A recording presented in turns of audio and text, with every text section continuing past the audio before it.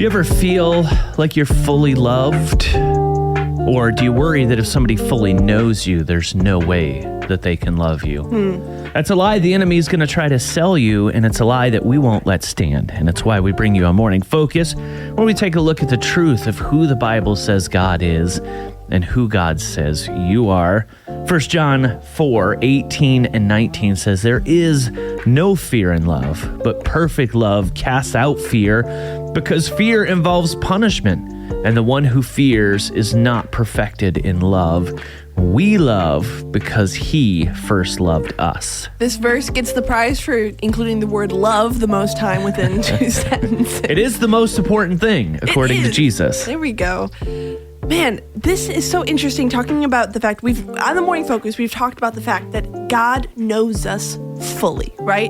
I think about the verse in Psalm, you knit me together in my mother's womb, fully, completely known.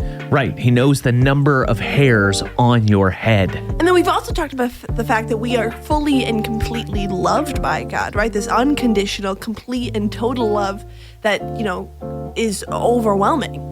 But these two things without each other are actually kind of dangerous, right? If you don't have both.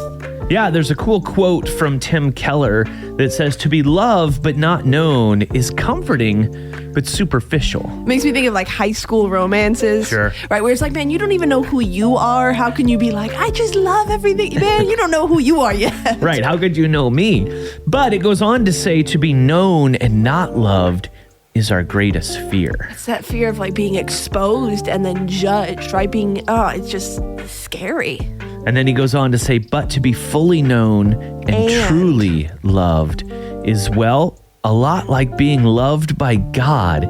It is what we need more than anything. It's that little word "and" that makes all the difference. And because we have that, because we are fully known and fully loved, like this verse says, we don't have to have fear.